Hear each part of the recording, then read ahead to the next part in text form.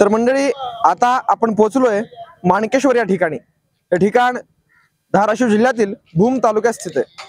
हे ठिकाण भूम पासून अवघ्या 15 किलोमीटर अंतरावर आहे आणि बार्शी पासून 17 किलोमीटर अंतरावर असणारं ठिकाण आहे। याच ठिकाणी महादेवाचं अति प्राचीन असं हे मंदिर आहे, ते आज आपण पाहणार आहोत। चला तर मग।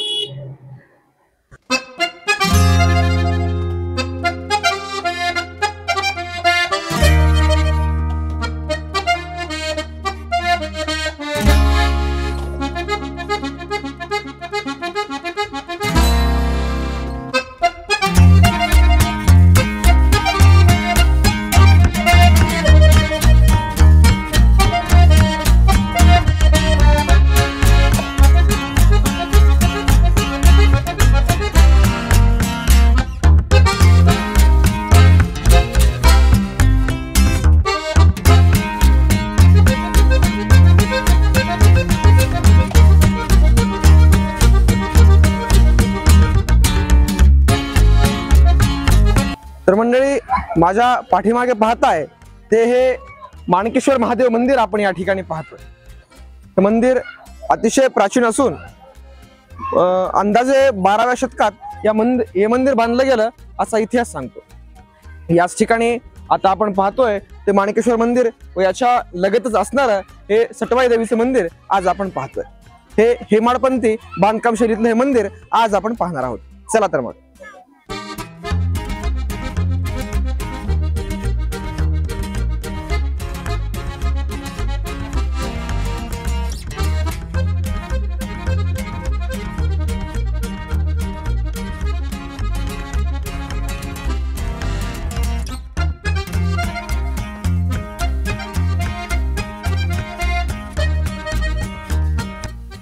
तर मंडळी, आता आपण उभे आहोत ते मंदिराच्या एकदम समोर। याच ठिकाणी आपल्याला खूप शिल्प पाहायला भेटतात। याच ठिकाणी प्रथमदर्शनी आपल्याला दिसतं ते या ठिकाणी नंदी महाराजांचं शिल्प आपल्याला दिसतं। तर येथेच आपल्याला हत्तीची देखील शिल्प आपल्याला पाहायला मिळतात, म्हणजे गजशिल्प आपल्याला या ठिकाणी पाहायला मिळतं। याच ठिकाणी आपण या ठिकाणी पाहतोय ते आपल्याला इथेच गजशिल्प आपल्याला पाहायला मिळतात। जर याचा अर्थ काय होतो, प्रत्येक शिल्पातून काहीतरी संदेश देण्याचा प्रयत्न असतो। जसं की हत्ती असेल म्हणजेच गज असेल तर ते बलाढ्य, बळाचं प्रतीक आहे। म्हणजेच या वास्तूचं बलाढ्य किती असेल, ही वास्तू किती बलाढ्य असेल याचं हे प्रतीक आहे। जर अश्व असतील तर ते चपळाईचं प्रतीक आहे। अशाच प्रकारचे चिन्ह अशा मंदिरावरती कोरली गेलेली असतात। त्यापैकी हे गजशिल्प आपण या ठिकाणी पाहतोय। आता आपण जातोय, म्हणजे आपण मंदिरात आता प्रवेश करतोय। आता इथून आपण जातोय तर सभामंडपाकडे। सभामंडपामधून आपल्याला मध्ये महादेवाचे दर्शन घ्यायचंय। चला तर मग।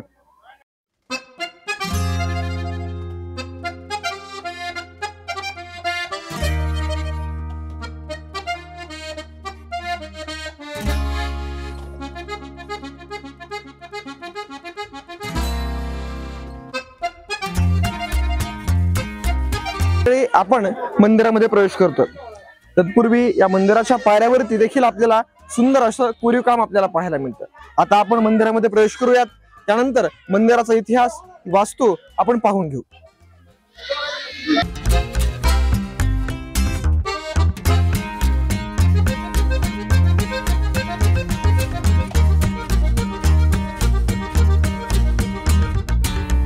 या ठिकाणी आपण ही प्राचीन अशी वास्तू पाहतोय। या ठिकाणचा इतिहास आपण या ठिकाणी जाणून घेतोय। इथली आस्था, इथल्या लोकांची त्या महादेवावर असणारी श्रद्धा आपण या ठिकाणी जाणून घेतोय। आणि आता आपण इथेच खालती पाहतोय, इथे सुद्धा आपल्याला गजशिल्प या ठिकाणी आपल्याला पाहायला मिळतात। तसेच अनेक देवी देवतांच्या या ठिकाणी आपल्याला शिल्पही देखील पाहायला मिळतात। त्या काळची वास्तुकला, तिथलं कोरीव काम काय सुंदर असेल, काय असेल ते आपण या ठिकाणी पाहतोय। आता आपण इथल्या सभामंडपामध्ये प्रवेश केलाय। इतकी भव्यता या ठिकाणी आपल्याला जाणवते। हेमाडपंथी बांधकाम शैलीतील हे मंदिर असून या ठिकाणी आपण या मंदिराची भव्यता पाहतोय। इथे मंदिरातील आपण खांब पाहतोय।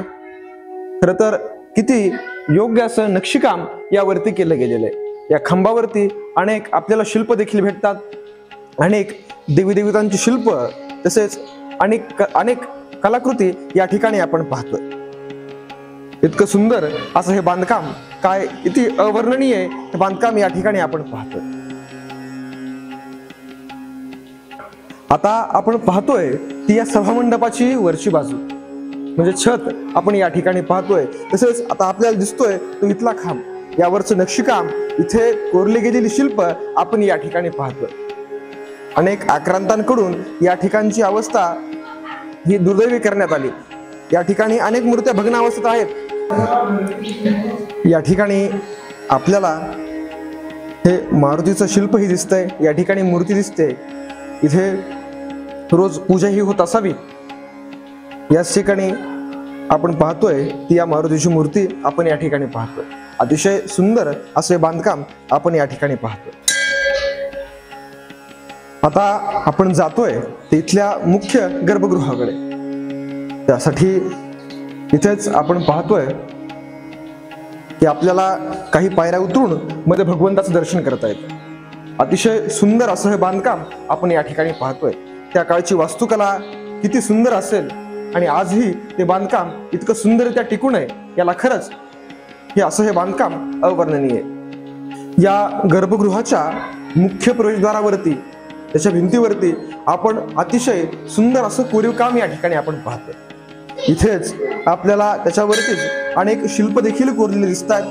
इथेच अप्सरांची शिल्प असतील, इथेच काही देवी देवतांची शिल्प असतील. याच ठिकाणी मध्ये आपण जाणार आहोत ते भगवंताचं दर्शन घ्यायला.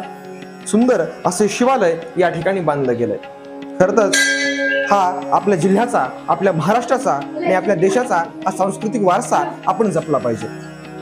आता आपण मुख्य गर्भगृहामध्ये प्रवेश करतोय आणि आपण इथे पाहतोय ते महादेवाची पिंड ही आपणास दिसते. ठिकाणी आपण ही महादेवाची पिंड पाहतोय. या ठिकाणी विभूतीने अलंकृत झालेली अशी ही तेजस्वी पिंड आपण या ठिकाणी पाहतोय. या ठिकाणी आल्यावर एका वेगळ्याच ऊर्जेचा अनुभव आपल्या सर्वांना करायला भेटेल हे नक्कीच. या ठिकाणी आता आपण पाहतोय इथे दिसतेय ते आपल्याला महादेवाची पिंड. खूप सुंदर अशी ही तेजस्वी, मनमोहक अशी ही मूर्ती, अशी ही पिंड आपण या ठिकाणी पाहतोय. खर तर हे महादेवाचं मंदिर, हे शिवालय खूप आपल्याला ऊर्जा देऊन जातं आणि सुसज्ज असं हे त्या काळचं बांधकाम हे मनाला खूप आनंददायी आहे. तर ही आहे महादेवाची ती पिंड. याच ठिकाणी आता आपण दर्शन घेतोय आणि आपल्यासारखेच अनेक लाखो भाविक या ठिकाणी दर्शन घेतात. इथे आपण पाहतोय जर या पिंडीवरती अभिषेक केला तर त्याचं, त्या अभिषेकाचं पाणी अथवा त्या पूजेचं जे काही सामग्री असेल तर ती त्या वाटेने पलीकडे मंदिराच्या बाहेर जाण्यास तिला एक मार्ग काढून दिला गेलेला आहे. सुंदर अशी वास्तुकला आपल्याला या ठिकाणी पाहायला मिळते. जर इथे कुठे पाणी साचलंच तर या ठिकाणाहून ते पाणी बरोबर त्या ठिकाणी जाऊन ते बाहेरही जातं. म्हणजे सुंदर, इतकी सुंदर अशी वास्तुकला आपण या ठिकाणी अनुभवतोय, पाहतोय. तर मंडळी, आता आपण ही मंदिराची पुढची बाजू पाहतोय. तर इथेच आपल्याला एक महादेवाचं शिल्पही दिसतंय. यामध्ये त्रिशूलधारी भगवान आणि त्याच्यामध्ये गळ्यामध्ये असणारा सर्पही या ठिकाणी आपल्याला दिसतोय. आणि इथेच याच प्रकारची अनेक शिल्प या ठिकाणी आपल्याला दिसतात. तर मंडळी, इथेच आपण पाहतोय हे गोमुख आहे. जर मधलं सर्व पूजेचं पाणी असेल अथवा काही सामग्री असेल ती या मार्गेच बाहेर येत असावी. आता आपण मंदिराच्या सर्व बाजूही पाहणार आहेत. चला तर मग. तर मंडळी, आता आपण पाहतोय मंदिराची बाजू आहे. याच ठिकाणी आपल्याला अनेक शिल्प दिसतात. त्याच्यावरती अतिशय सुंदर प्रकारे जी अशी शिल्प कोरलेली दिसतात. त्याच्यामध्ये काही शिल्पांच्या हातामध्ये शस्त्र असतील तरी फरशू नावाचं शस्त्र हे आपल्याला त्या ठिकाणी धारण केलेलं दिसतंय. इतके सुंदर कलाकृती आपण या ठिकाणी पाहतोय. खरं तर हे मंदिर हेमाडपंथी बांधकाम शैलीतलं आहे आणि हे मंदिर आकाराने त्रिमितीय म्हणजे 3D टाईप हे मंदिर आहे. खूप सुंदर असं हे मंदिर आज आपण या ठिकाणी पाहतोय. इथला इतिहास, इथली संस्कृती आपण पाहतोय. किती आपल्या पूर्वजांची ही देण आपल्यावरती आहे. इतकी सुंदर बांधकाम शैली आपल्याला बघायला भेटते आणि आपल्याला याचं सौंदर्य, याचं आपण हे पाहतोय आपल्या चॅनलच्या माध्यमातून.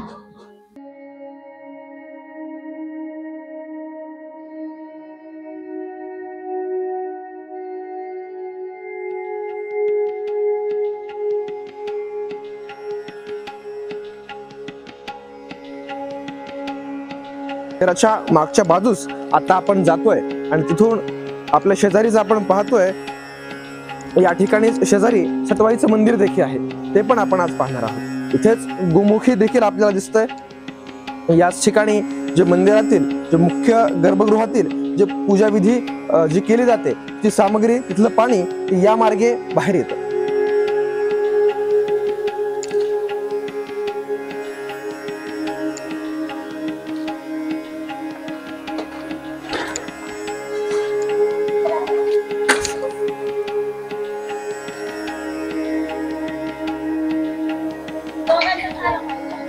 माणकेश्वर महादेव मंदिराच्या बाजूसच आपल्याला सटवाई देवीचं देवस्थान आपल्याला या ठिकाणी पाहायला मिळतं। जी मुलगा अथवा मुलगी जन्मल्यानंतर जी षष्ठी पूजन हा विधी केला जातो, त्या षष्ठी पूजनाला जी आपल्या मस्तकावर येऊन जी आपलं भाग्य लिहिते सटवाई, अशी जी आख्यायिका आहे, त्याचप्रमाणे त्याच या सटवाईचं मंदिर आपण या ठिकाणी पाहतोय।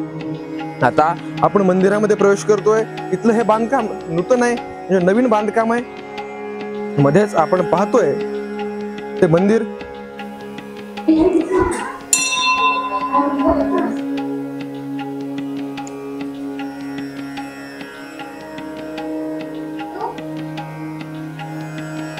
तर मंडळी मध्ये आपण पाहतोय ते गर्भगृहामध्ये विराजमान असलेली ही देवीची मूर्ती ही देखील आपण पाहतो।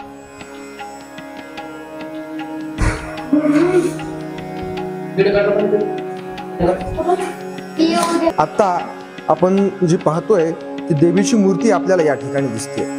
सध्या इथे देवीची षोडोपचार पूजा ही चालू आहे। याच ठिकाणी सकाळी म्हणजे पहाटे 5:30 आणि सायंकाळी 5:30 ला या ठिकाणी पूजा विधी होतो। याच ठिकाणी सुंदर असं हे मंदिर आपण पाहतोय। या ठिकाणी माणकेश्वराच्या मंदिराच्या लगतच असणारं हे सटवाई देवीचं मंदिर, इथेच बलिप्रथा देखील पाळण्यात येते। मंडळी, या मंदिराच्या परिसरामध्येच आपल्याला अनेक अशी प्रसादालय आपल्याला या ठिकाणी भेटतात। त्या ठिकाणी आपल्याला अनेक वस्तू देखील आपल्याला भेटतात। देवाचा प्रसाद असेल अथवा इतरही काही वस्तू असतील, या ठिकाणी आपल्याला प्रतिमा देखील आपल्याला या ठिकाणी पाहायला मिळतात। तर मंडळी, हे होतं आजचं हे माणकेश्वर येथील मंदिर। खरं तर हे शिवालय अत्यंत प्राचीन आहे। हे मडपंथी बांधकाम शैलीत बांधले गेलेले हे मंदिर आहे, खूप असं प्राचीन। याला खूप मोठा इतिहास आहे, याला ही आपली संस्कृती आहे, हा आपला वारसा आहे। हे खरं तर आपण हे जपलं पाहिजे, याला जपणं आपलं कर्तव्य आहे आणि ते आपण निक्षून सांगतोय, हे आपण केलंच पाहिजे। आपलं हे जर आमचा व्हिडिओ जर तुम्हाला नक्कीच आवडला असेल तर आमच्या चॅनलला लाईक करा, शेअर करा आणि सबस्क्राईब करा आणि आमच्या चॅनलचं नाव मात्र लक्षात ठेवा। चला तर मग